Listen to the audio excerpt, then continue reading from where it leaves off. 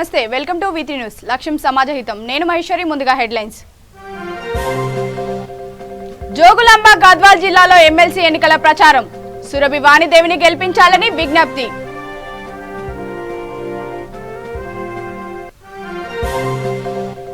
Shamshabad airport లో అక్రమంగా తరలిస్తున్న బంగారం పట్టివేత కిలోన్నర బంగారంపై స్వాధీనం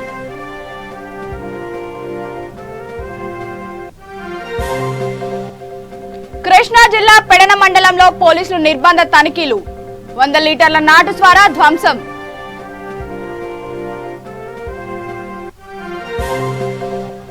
తూర్పుగోదావరి జిల్లా జగన్నాథపురంలో ఘనంగా జాతీయ సైన్స్ దినోత్సవం ప్రతి విద్యార్థి శాస్త్రవేత్తలుగా ఎదగాలన్న అతిథులు మంచిర్యాల జిల్లా దండేపల్లి మండలంలో రైతులపై అటవీ అధికారుల దాడి గాయపడ్డ రైతులను లక్ష్మణపేట ప్రభుత్వ ఆసుపత్రికి తరలింపు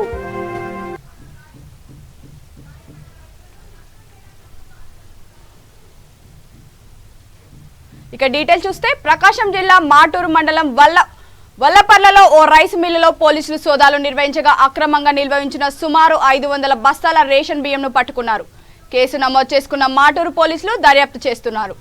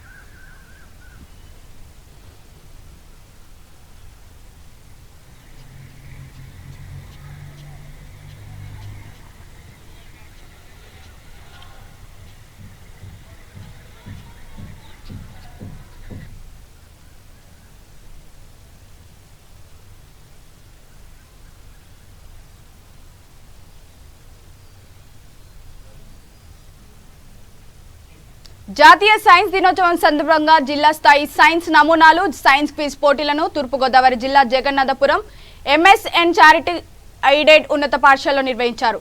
డివిజన్ స్థాయిలో విజేతలు ఈ పోటీలలో పాల్గొన్నారు. ఈ కార్యక్రమానికి ముఖ్య అతిథిగా విచ్చేసిన జిల్లా విద్యాశాఖాధికారి ఎస్ అబ్రహం మాట్లాడుతూ ప్రతి విద్యార్థి శాస్త్రవేత్తలుగా ఎదగాలని తెలిపారు. సైన్స్ పట్ల ఆసక్తి పెంచుకోవాలన్నారు. నిజ జీవితంలో సంఘటనలను సైన్స్ దృష్టిలో ఆలోచించాలన్నారు. కార్యక్రమానికి అధ్యక్షతన వహించిన కాకినాడ ఉప విద్యాశాఖాధికారిని డి సుభద్ర మాట్లాడుతూ పరిశోధనతో దేశాభివృద్ధి సాధ్యమన్నారు. సైన్స్ నమూనాలు విద్యార్థులు చాలా ఆసక్తికరంగా రూపొందించారన్నారు. విజేతలకు బహుమతులు విబివిఆర్ చారిటబుల్ ఫౌండేషన్ అధ్యక్షుడు కె సత్యనారాయణ స్పాన్సర్ చేశారు.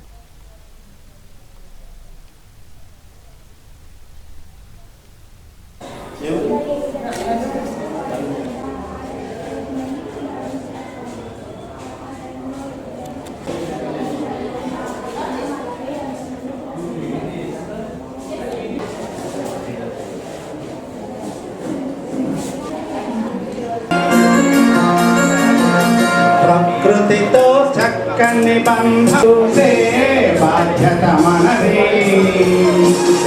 ఏ మొక్కము ఏ జంతువు లేకుండా బాధ్యత మనదే. బాగుందా?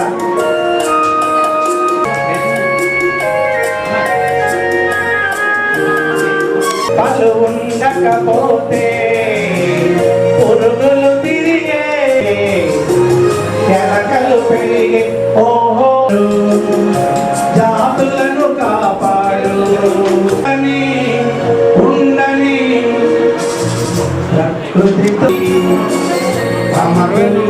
చక్కగా చూసే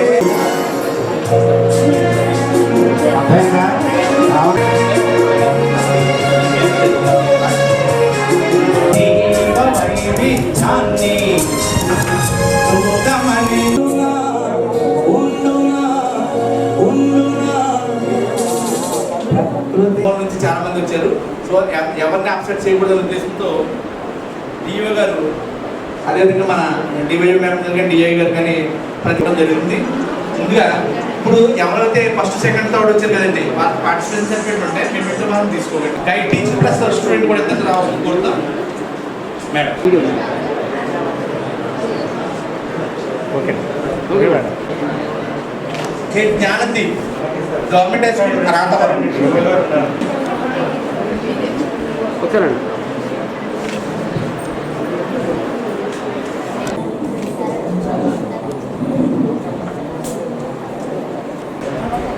madam Sai Kumar MPHS Kathipudi Rajiv Gandhi municipal corporation school ఆనందబాద్.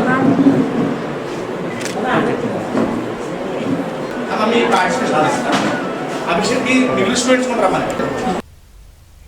Krishna జిల్లా పెడన మండలంలో పోలీసులు నిర్బంధ తనిఖీలు నిర్వహించారు.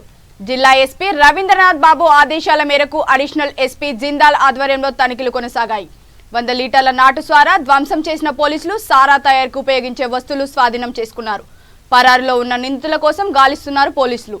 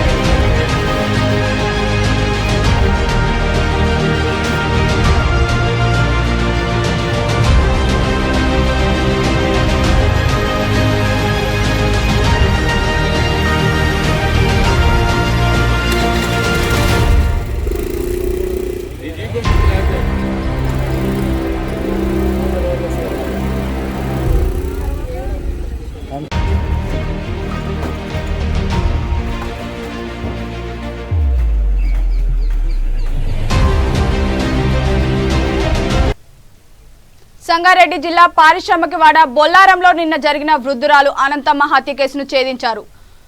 బంగారం డబ్బు కోసం పని మనిషి హత్య చేసిందని సీసీటీవీ ఫుటేజ్ ద్వారా తేల్చిన పోలీసులు నిందితురాలిని రిమాండ్కు తరలించారు. మీడియా సమావేశంలో పటాన్చెరు డీఎస్పీ భీమ్ రెడ్డి వివరిస్తూ గత కొన్ని రోజులుగా ఇంట్లో పని మనిషి చేరిన స్వరూప ఇంట్లో డబ్బులను చూసి వృద్ధురాలు ఒక్కటే ఉండడంతో ఆమె గొంతు నులిమి తర్వాత కారంపొడి చల్లి ఆమెపై ఉన్న సుమారు 20 తులాల బంగారంతో పాటు 6,22,4,400 రూపాయల నగదుతో ఉడాయించింది. హత్య జరగగానే విషయం తెలుసుకున్న స్థానిక సీఐ ప్రశాంత్ అనుమానంతో పని మనిషి స్వరూపను అదుపులోకి తీసుకొని విచారించగా నేరం ఒప్పుకుంది. ఆమె వద్ద నుండి బంగారు ఆభరణాలు డబ్బు స్వాధీనం చేసుకున్నామని వెల్లడించారు.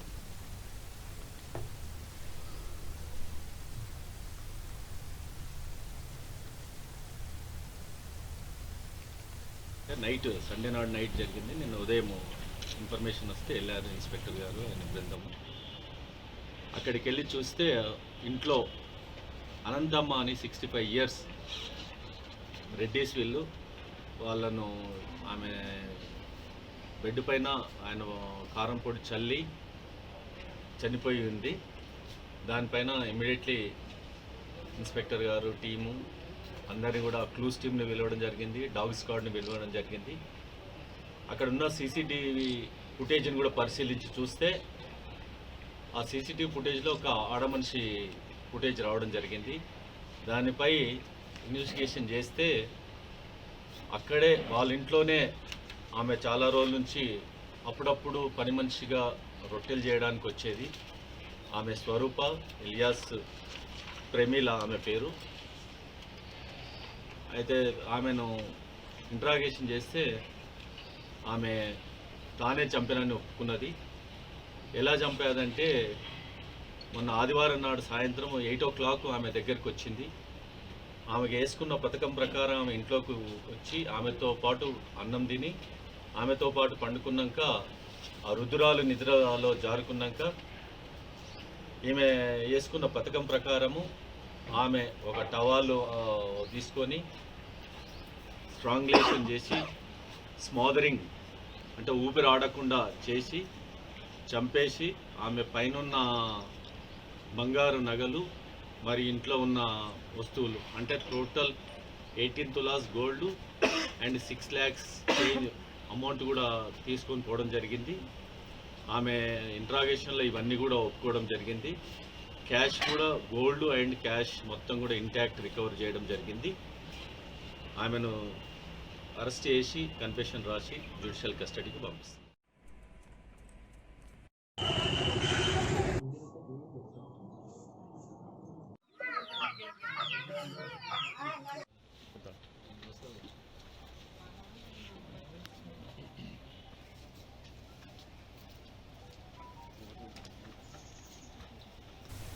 ఐడియా బొల్లారం పిఎస్ లిమిట్స్లోనూ పటంచేరు సబ్ డివిజన్లోనూ సంగారెడ్డి డిస్టిక్లో ఒక కేసు రిజిస్టర్ కావడం జరిగింది.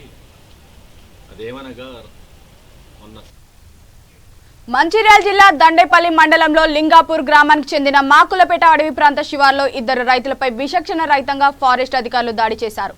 ఫారెస్ట్ అధికారుల దాడిలో తీవ్రంగా గాయపడిన రైతులను ప్రథమ చికిత్స కోసం లక్ష్మణపేట ప్రభుత్వ ఆసుపత్రికి తరలించారు. రైతులపై దాడి చేసిన వారిని వెంటనే విధుల నుండి తొలగించాలని, లేదంటే తాళ్లపేట్ ఫారెస్ట్ కార్యాలయం ముందు ఆందోళన చేస్తామని రైతులు హెచ్చరించారు.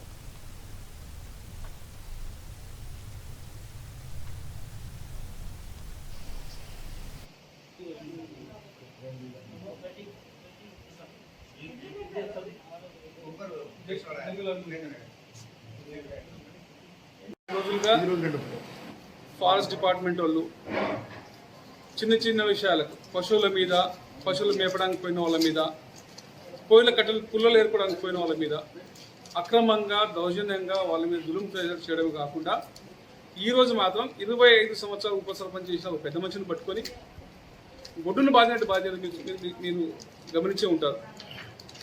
ఇలాంటివే కాకుండా ప్రతి విషయంలో పశువులు మేపడానికి పోయిన పశు కాపరుల మీద, ఎండు పుల్లలు ఏర్పడానికి పోయిన ఎండు పుల్లలు ఏర్పడానికి పోయిన రైతుల మీద, ఇది వంట చెరుకు అంటాం కదా, వంట చెరుకు కోసం పోయిన వాళ్ళ మీద ఇదివరకు కూడా 3-4 సార్లు ఇలాగే దౌర్జన్యం చేయడం జరిగింది. పోనీలే వాళ్ళకు మాకు సంబంధాలు ఉంటాయి, రైతులము వాళ్ళు ఫారెస్ట్ వాళ్ళు చెప్పి ఎన్నిసార్లు వాళ్ళను క్షమించినా కానీ వాళ్ళ మితిమీరిన ఆవేశం, మితిమీరిన అహంకారంతో ఈరోజు ప్రజల మీద ఇలాంటి దుశ్చర్యలు చేయడం ఇది తగదు. రేపటి వాళ్ళను ముగ్గురిని సస్పెండ్ చేయకపోతే రేపు 11 గంటలకి తాళాపేట్ రేంజ్ ఆఫీస్ ముంగట రైతులను ప్రతి ఇంటి నుంచి ప్రతి ఆడ మగ రైతులందరం కలిసిపోయి రేంజ్ ముంగట కూర్చొని వారిని సస్పెండ్ అయ్యే వరకు అక్కడి నుంచి కదలమని చెప్పి ఈ సందర్భంగా తెలియజేసుకుంటాం. జాగ్రత్త, రేపు 10 గంటల వరకు సస్పెండ్ చేయకపోతే, వాళ్ళకి తగిన శిక్ష ఇవ్వకపోతే రేపు 11 గంటలకి గ్రామంలో ఉన్న ప్రతి రైతు పోయి రేంజ్ ముందు నిలబడి ఆయన సస్పెండ్ అయ్యాక అక్కడి నుంచి కదలమని చెప్పి తెలియజేసుకుంటాం.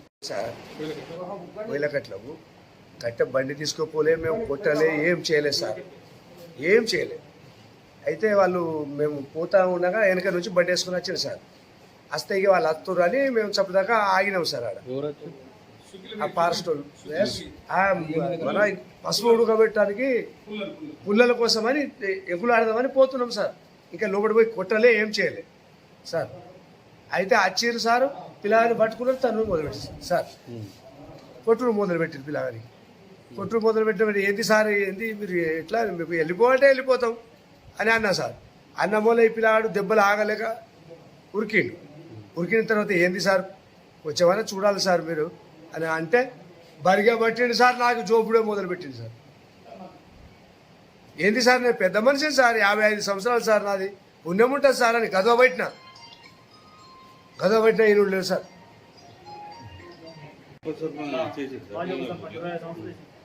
భయపెట్టలేదు సార్, ఏం లేదు, మర్యాదగా బతికిన.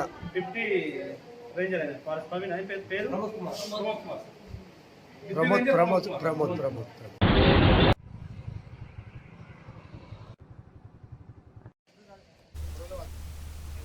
భద్రాద్రి కొత్తగూడెం జిల్లా బూర్గంపాడు మండల పరిధిలోని సారాపాక ఐటీసీ ఈస్ట్ గేట్ ఏరియాలో కొనకంచి శ్రీనివాసరావు ఇంట్లోకి అకస్మాత్తుగా 2 వింత ఆకారంలో ఉన్న జంతువులు చేరి హల్చల్ చేశాయి. స్థానికులు అటవీశాఖ అధికారులను సమాచారం ఇవ్వడంతో అక్కడికక్కడికే చేరుకున్న అటవీశాఖ అధికారులు వాటిని వలలో బంధించి దగ్గరలో ఉన్నటువంటి అడవిలో అడవి పిల్లలను సురక్షితంగా విడిచిపెట్టారు.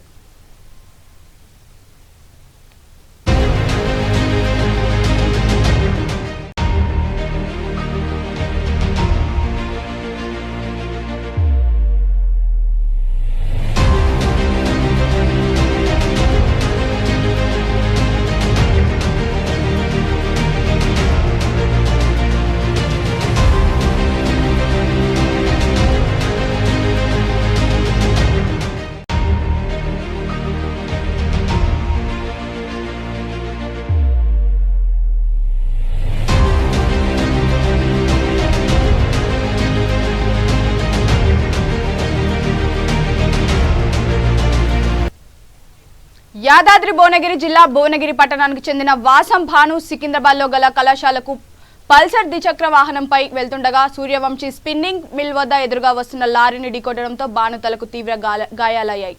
దాంతో భాను అక్కడికక్కడే మృతి చెందాడు. ఘటనా స్థలానికి చేరుకున్న పోలీసులు లారీ డ్రైవర్ను అదుపులోకి తీసుకుని కేసు నమోదు చేసుకుని దర్యాప్తు చేస్తున్నారు.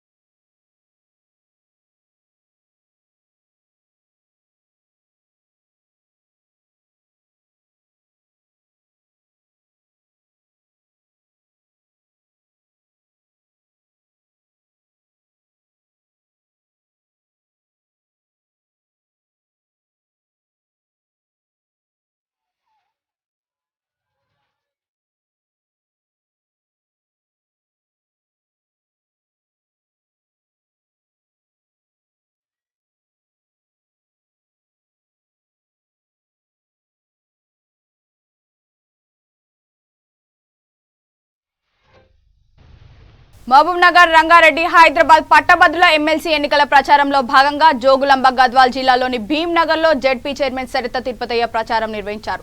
ఈ సందర్భంగా వారు మాట్లాడుతూ తెలంగాణ రాష్ట్రం ప్రభుత్వం అనేక సంక్షేమ పథకాలు ప్రవేశపెట్టి అగ్రభాగాన నిలుస్తోందని, రానున్న కాలంలో ఉపాధ్యాయులకు వారి సంక్షేమానికి ప్రభుత్వం పెద్దపీట వేస్తుందని తెలిపారు. జిల్లా కేంద్రంలోని భీంనగర్ కాలనీలో ఇంటింటికి తిరిగి పట్టభద్రుల ఎమ్మెల్సీ ఎన్నికల ప్రచారం నిర్వహించారు. టీఆర్ఎస్ పార్టీ ఎమ్మెల్సీ అభ్యర్థి సురభి వాణిదేవిని గెలిపించాలని పట్టభద్రుల ఓటర్లను కోరారు.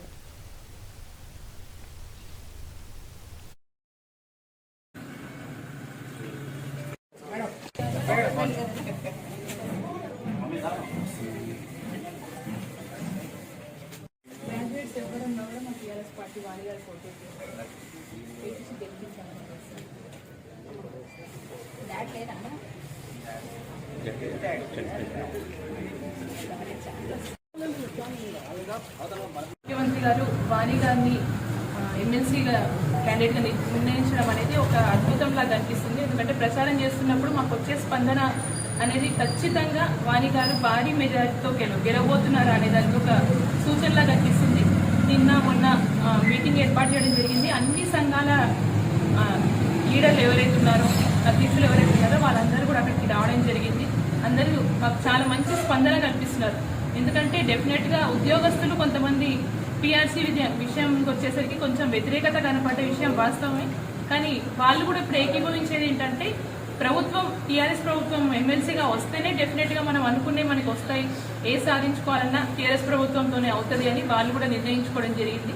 కాబట్టి అన్ని సంఘాలు కూడా మాకు భారీగా మద్దతు ప్రకటించాయి. సో డెఫినెట్గా మన ఉమ్మడి జిల్లా నుంచి అత్యధిక మెజారిటీతో మన ఎమ్మెల్సీ వాణి గారు గెలవబోతున్నారు. మన పివి నరసింహారావు గారికి ఇదొక మనం అవార్డుగా, ఎందుకంటే ఆయనకి మనం చేసిన సేవలు చాలా చెప్పుకోలేనివి, ఆయనకి మనం ఒక అవార్డుగా ఇచ్చినట్టు ఉంటుంది. కాబట్టి డెఫినెట్గా మా అందరి ప్రజల్ని కోరుకునేది వాణి గారిని గెలిపించుకుందాం. మన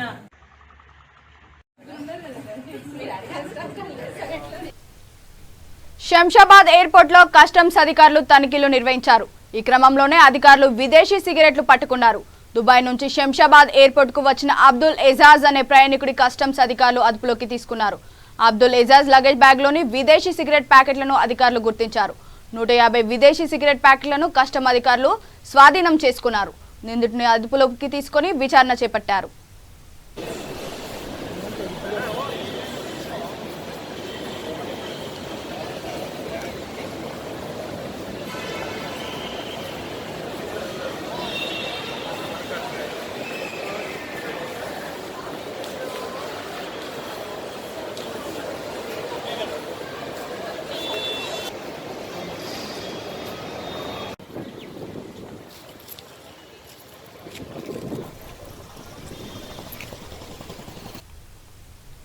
మహేశ్వరం నియోజకవర్గం శివారంపల్లి గ్రామం రాఘవేంద్ర కాలనీలో తలసీమియా సీకిల్ సొసైటీ ఉంది. ఇక్కడికి 40 మంది రక్తం ఎక్కించుకోవడానికి వివిధ ప్రాంతాల నుండి ఇక్కడికి వస్తున్నారు. తలసీమియా వ్యాధిగ్రస్తులు ప్రతి 15 రోజులకు ఒకసారి ఖచ్చితంగా రక్తం ఎక్కించుకోవాలని, జన్యుపరమైన లోపం ద్వారా ఈ తలసీమియా వ్యాధి బారిన పడే అవకాశాలు ఎక్కువగా ఉంటాయని తెలిపారు. తలసీమియా వ్యాధిగ్రస్తులు ప్రతి 15 రోజులకు ఒకసారి రక్తం ఎక్కించుకోలేని పరిస్థితిలో బాధితులు చనిపోయే ప్రమాదం ఎక్కువగా ఉంటుందని, వివిధ రాష్ట్రాల నుండి శివారంపల్లిలోని తలసేమియా సీకిల్ సొసైటీలో ఇక్కడికి వచ్చే ప్రజల కోసం నిత్యం ఉచితంగా రక్తం పంపిణీ చేస్తున్నామని, అటెండర్లు మధ్యాహ్నం భోజనం కూడా పంపిణీ చేస్తున్నామని సభ్యులు తెలియజేశారు. కరోనా కారణంగా రక్తదానం చేసేవారు తక్కువ కావడంతో యూనిట్లు ఎక్కువ అవసరం పడుతుండటంతో రక్తం దొరకక తలసీమియా వ్యాధిగ్రస్తులు తీవ్ర ఇబ్బందులు పడుతున్నారని, ప్రజలందరూ స్వచ్ఛందంగా ముందుకు వచ్చి రక్తదానం చేయాలని పిలుపునిచ్చారు. అనంతరం చిన్నారులు తల్లిదండ్రులు మాట్లాడుతూ తమ పిల్లలకు 15 రోజులకు ఒకసారి ఖచ్చితంగా రక్తం ఎక్కించవలసి ఉంటుందని, కొన్ని పరిస్థితుల్లో రక్తం దొరకక తీవ్ర ఇబ్బందులు పడే పరిస్థితి ఏర్పడిందని అన్నారు. కరోనా కారణంగా ప్రజలు ఎవరు రక్తం ఇవ్వడానికి ముందుకు రాకపోవడంతో ఈ సమస్య చాలా వరకు ఉందని, తమ యొక్క పిల్లల పరిస్థితిని చూసి ప్రజలు స్వచ్ఛందంగా ముందుకు వచ్చి రక్తదానం చేయాలని కోరారు. ఓనర్స్ బయటికి రాకపోవడము, ఆఫీసెస్కి వెళ్ళకపోవడము, ఇలా అయ్యి కూడా మా పిల్లలకి చాలా ఇబ్బంది అవుతుంది. సో మాకు సాధ్యమైనంత వరకు మేము పిల్లల్ని కాపాడాలనే చూస్తున్నాము. కానీ పరిస్థితి ఎలా ఉంది అని అంటే, ఇప్పుడు 60 యూనిట్లు కావాల్సిన ప్లేస్లో మాకు 10-20 యూనిట్లు దొరకడం వల్ల మిగతా పిల్లల హిమోగ్లోబిన్ పర్సెంటేజ్ అంతా తగ్గిపోతుంది. ఈ పిల్లలకి ఎలాగంటే ఇది జన్యు సంబంధమైన వ్యాధి కాబట్టి వీళ్ళకి 15 నుంచి 21 రోజుల మధ్యలో రక్తాన్ని ఎక్కించాల్సి ఉంటుంది. ఈ రక్తం ఎక్కించిన తర్వాత మళ్ళీ కూడా ఇవాళ ఎక్కించుకున్న వాళ్ళు మళ్ళీ 15 రోజులకి రిపీట్ అవుతూ ఉంటారు. సో ఈ క్యూ అనేది ఏదైతే ఈ లైన్ అనేది పెరిగిపోతుందన్నమాట. హిమోగ్లోబిన్ శాతం తగ్గిపోవడము, 5 గ్రాములు కూడా వచ్చేసిన పిల్లలు ఉన్నారు. ఇలా 5 గ్రాముల కింద హిమోగ్లోబిన్ తగ్గిపోతే నేను ఇప్పుడు ప్రతి ఒక్కళ్ళని కూడా ప్రార్థించేది ఏంటి అంటే, ఈ పిల్లల పరిస్థితిని, వీళ్ళ జీవితాన్ని మీరు దృష్టిలో ఉంచుకొని ప్లీజ్ దయచేసి ముందుకు రండి, రక్తదానం చేయండి. ఇలాగ మా దగ్గర 2800 మంది పిల్లలకి పైగా మా దగ్గర ఇప్పుడు రిజిస్టర్ అయి ఉన్నారు. సో మీరందరూ కూడా, ఎందుకంటే ఇది ఎక్కడ తయారు చేయలేనిది, మన బాడీలోనే తయారవుతుంది, మన బాడీ అనే మెషిన్లోనే ఇది తయారవుతుంది. కాబట్టి మనం అందరం కూడా ముందుకొచ్చి పిల్లల్ని కాపాడాలి. తల్లిదండ్రుల బాధ అర్థం చేసుకోండి, తల్లిదండ్రుల బాధను అర్థం చేసుకొని చిన్నారులకి ప్రాణదానం చేయండి. President Thalassemia Sickle Cell Society.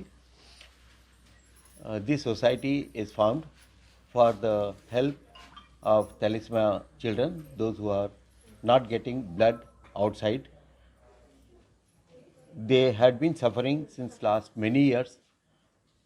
They could not get the blood, so we have started this unit. Here we are giving blood transfusion to all the needy thalassemia patients regularly, and also we are giving medicines, counseling, and the ultimate treatment for thalassemia is bone marrow transplant, and we are getting bone marrow transplant at very subsidized price, and the people, those who are coming here, are very happy with the services of our society.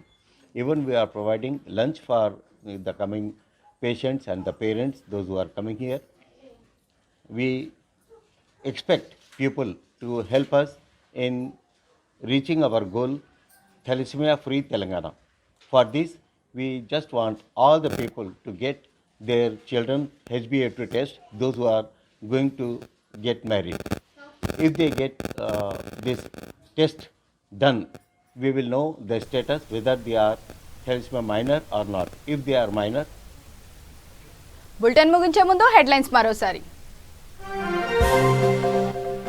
Jogulamba Gadwal జిల్లాలో MLC ఎన్నికల ప్రచారం. సురభి వాణిదేవిని గెలిపించాలని విజ్ఞప్తి.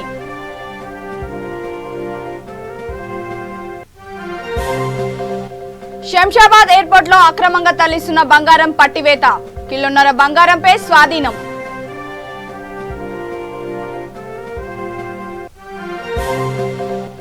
కృష్ణా జిల్లా పెడన మండలంలో పోలీసుల నిర్బంధ తనిఖీలు. 100 లీటర్ల నాటుసారా ధ్వంసం.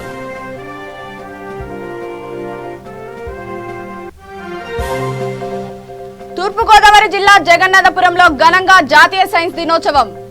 ప్రతి విద్యార్థి శాస్త్రవేత్తగా ఎదగాలన్న అతిథులు. మంచిర్యాల జిల్లా దండేపల్లి మండలంలో రైతులపై అటవీ అధికారుల దాడి. గాయపడ్డ రైతులను లక్ష్మణపేట ప్రభుత్వ ఆసుపత్రికి తరలింపు. ఇవి బులెటిన్లోని అప్డేట్స్. చూస్తూనే ఉండండి V3 న్యూస్. లక్ష్యం సమాజహితం. నమస్తే.